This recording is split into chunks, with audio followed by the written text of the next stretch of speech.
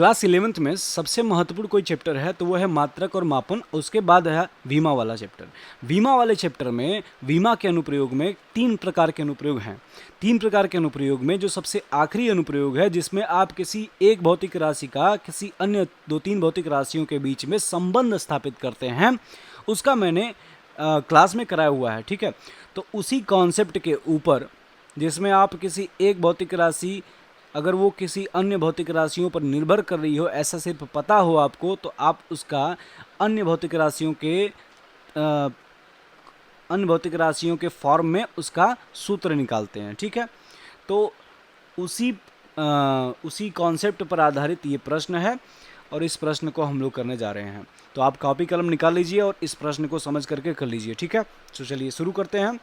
किसी बूंद के पृष्ठ तनाव के कारण आवर्तकाल कैपिटल टी, उसके घनत्व स्मॉल डी, त्रिज्या स्मॉल आर एवं पृष्ठ तनाव कैपिटल एस पर निर्भर करता है। विमीय विधि से आवर्तकाल के लिए व्यंजक ज्ञात कीजिए। अब यहाँ बूंद का आवर्तकाल की बात कर रहा है। आवर्तकाल क्या होता है, तो जैसे ये मान लो ये ऊपर जाएगा, ये नीचे आएगा, ये ऊपर जाएगा, ये नीचे आएगा। तो अगर ऐसा है, एक मिनट, यहाँ जो है अगर मान लो कि ये बूंद है, ठीक है, अब ये बूंद ऊपर गई, फिर नीचे आई, फिर ऊपर गई। अब यहाँ पर जब आ रही है ये वापस इसी स्थिति में, तो जितना समय ये ले रही है यहाँ से चल करके यहाँ आने में, यही इसका आवर्तकाल होगा। ठीक, अब इसके आगे ये क्या कह रहा है, आवर्तकाल टी। तो आवर्तकाल को क्या मान लिया है, कैपिटल टी। ये उसके घनत्व स्मॉल डी पर, त्रिज्या स्मॉल आर पर एवं पृष्ठ तनाव कैपिटल एस पर निर्भर करता है। तो हम मान लेंगे कि आवर्तकाल कैपिटल टी घनत्व के ए घात के समानुपाती है, त्रिज्या के बी घात के समानुपाती है तथा पृष्ठ तनाव कैपिटल एस के सी घात के समानुपाती है। सबसे पहला काम हम यही करते हैं। ठीक है, तो हमने ये कर लिया। उसके बाद हम इन तीनों को कंबाइन करके फाइनली क्या लिख लेंगे, capital T proportional to D के power A, R to the power B and S to the power C. इसके बाद क्या होगा, हम लोग यहाँ इस चिन्ह को हटाएंगे और एक नियतांक से गुणा कर देंगे कैपिटल के। कैपिटल के क्या है, नियतांक है, और इसको क्या बना लेंगे, समीकरण नंबर 1। यहाँ तक क्लियर है। अब इसके आगे आपको क्या आना चाहिए ताकि आप इस सवाल को हल कर पाएँ, तो आपको ये आना चाहिए कि घनत्व D का विमा क्या होगा। घनत्व की विमा ml के घाते -3 होती है। यदि आपको ये चीज़ नहीं आती है तो आप इसे पहले पढ़ लीजिएगा। उसके अलावा त्रिज्या की विमा, त्रिज्या क्या है, लंबाई है, तो उसकी विमा क्या हो जाएगी, कैपिटल L हो जाएगी। इसी प्रकार पृष्ठ तनाव कैपिटल S। अब पृष्ठ तनाव आपके लिए एक नई राशि है, तो पृष्ठ तनाव का सूत्र सबसे पहले जान लीजिए क्या होता है। पृष्ठ तनाव बराबर होता है बल बटे में लंबाई, बल बटे में लंबाई। तो पृष्ठ तनाव के लिए अगर विमा लिखनी है तो क्या होगी, बल की विमा यानी ml t के पावर -2 बटे में लंबाई की विमा यानी कि l। अब इस l से ये l कट जाएगा और बचेगा क्या, m t के पावर -2, यानी पृष्ठ तनाव कैपिटल S की विमा क्या होगी, m t के पावर -2 होगी। अब वापस आ जाइए जहाँ तक हम लोग हल किए थे, यानी t बराबर स्मॉल के D to the power A, R to the power B, S to the power C आ चुका है। अब हम क्या करेंगे, दोनों पक्षों में विमाओं को रख देंगे, हर एक राशि की विमा को रख देंगे। तो कैपिटल टी की विमा क्या होगी, कैपिटल टी ही होगी। आवर्तकाल की विमा क्या होगी, समय है ना, काल मतलब समय, तो समय की विमा कैपिटल टी हो गई, यहाँ पर देखिए। और इसके बाद डी, अच्छा स्मॉल के की विमा कोई नहीं है क्योंकि ये नियतांक है, तो उसकी विमा छोड़ देंगे।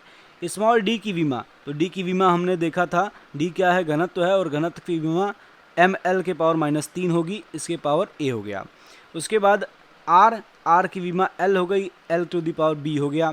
उसके बाद कैपिटल एस की विमा m t के पावर -2 है, इसके पावर c हो गया। अब इसके आगे क्या करेंगे, हम लोग यहाँ पर एक चीज़ देख रहे हैं कि इधर हमारा m आ रहा है, l आ रहा है, लेकिन इधर m और l नहीं है, केवल t है।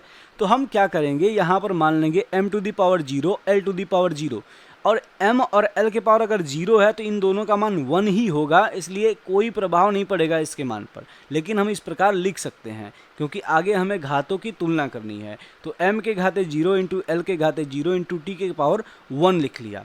बराबर इधर क्या आएगा, तो यहाँ देखो, यहाँ पर m के घाते क्या आएगा, a आ जाएगा, और यहाँ से m के घाते क्या आ जाएगा, c आ जाएगा। ये दोनों गुणा होंगे तो क्या हो जाएगा, m के घाते a प्लस c। यहाँ पर क्या बचेगा, l के घाते b है, और यहाँ क्या है, l के घाते -3a है, तो यहाँ l के घाते -3a प्लस b हो जाएगा, क्योंकि ये दोनों गुणा हो रहे हैं। बाकी यहाँ क्या बचा, t के घाते -2 ऑलरेडी था, और इसके पावर c हो गई, इसीलिए t के पावर -2c हो गया। अब हम क्या करेंगे, बहुत आसान है, प्रत्येक विमा की घातों की तुलना करने पर। तो तुलना कर दीजिए, यहाँ m के पावर की तुलना करेंगे तो इधर a प्लस सी है, और इधर क्या है, 0 है m के पावर, यानी a प्लस सी का मान क्या है, 0 है। इसीलिए दूसरी इक्वेशन है a प्लस सी बराबर 0। इसके बाद l के पावर की तुलना कर दीजिए, तो -3a प्लस b बराबर क्या आ रहा है, 0। तो यहाँ पर तीसरी इक्वेशन लिख दी जाएगी, -3a प्लस b बराबर 0, यहाँ पर तीसरी इक्वेशन, ठीक। इसके बाद t के पावर की तुलना करेंगे, -2c बराबर 1 आ रहा है, ठीक है। तो यहाँ पर -2c बराबर 1 लिख देंगे, और यहाँ से c बराबर हमारा क्या आ जाएगा, -1/2। अब एक बार c का मान आ गया है तो समीकरण 2 में c बराबर -1/2 रख देंगे, कहाँ पर, यहाँ पर। तो रखेंगे a, अब प्लस c था तो उसकी जगह प्लस c की जगह -1/2 हो गया, बराबर 0, यानी a बराबर क्या आ जाएगा, 1/2। अब a बराबर 1/2 हम कहाँ रख देंगे, समीकरण 3 में। समीकरण 3 हमने किसको माना, इसको माना है, ठीक है। इसमें हम ले जा करके रख देंगे a बराबर 1/2। तो देखो -3a था प्लस b था, तो -3 और a के जगह हमारा आ गया 1/2 अब प्लस b। इस प्रकार से b का जो मान आएगा वो होगा, अच्छा देखो यहाँ पर थोड़ी सी मिस्टेक हुई है, यहाँ b का मान प्लस में आएगा, +3/2, ठीक है, यहाँ माइनस लिखा गया है। और b का मान अगर +3/2 आ रहा है तो यहाँ पर से भी माइनस हट जाएगा, और यहाँ +3/2 हो जाएगा। और इस प्रकार से ये जो r³ नीचे आ रहा है, ये नीचे न आकर के r³ ऊपर हो जाएगा, ठीक है। ये थोड़ी सी मिस्टेक थी, लेकिन यहाँ पर देखिए ये बात समझ में आ रही है, ये -3 × 1/2 है, तो ये -3/2 हो जाएगा। अब प्लस b है, तो इस -3/2 को जब इधर ले जाओगे तो ये +3/2 आएगा ना, इसीलिए b का मान क्या आ जाएगा, +3/2 आ जाएगा। अब a, b और c तीनों के मान आ चुके हैं। देखिए a का मान 1/2 आ गया, b का मान 3/2 आ गया, और c का मान -1/2 आ चुका है। अब हम क्या करेंगे, a, b तथा c के मानों को समीकरण 1 में रखने पर, समीकरण 1 हमने किसको माना था, देखिए यहाँ पर कैपिटल T बराबर small k d to the power a, r to the power b, s to the power c। तो यहाँ कैपिटल T बराबर small k d to the power a है ना, और a का मान कितना आया, 1/2, तो रख दिया 1/2। r to the power b है, b का मान 3/2 रख दिया, और s to the power c है, c का मान कितना आया है, -1/2, तो -1/2 रख दिया। इस प्रकार से ये finally small k into under root. अब अंडर रूट में क्यों ले रहा हूँ, क्योंकि सब में 1/2 कॉमन है, और ये जो s के पावर -1/2 है ये नीचे ले जाऊँगा तो ये मैं लिख सकता हूँ बटे में s टू दी पावर 1/2, यहाँ से हट जाएगा ये। अब 1/2 सब में है, तो यहाँ पर क्या मैं करूँगा, अंडर रूट ले लूँगा। अब अंदर क्या बचेगा, यहाँ d बचेगा, यहाँ r टू दी पावर 3 तो बचेगा ही ना, तो r³ बचेगा बटे में s हो जाएगा। इस प्रकार से हम लोग किसी बूंद के लिए उसके आवर्तकाल का सूत्र प्राप्त कर लेंगे, ठीक है। तो आशा करता हूँ आपको समझ में आया होगा। अगर समझ में आया हो तो आप कमेंट करिएगा, बताइएगा। यदि कोई डाउट रहता है तो उसे भी बताइएगा, ठीक है।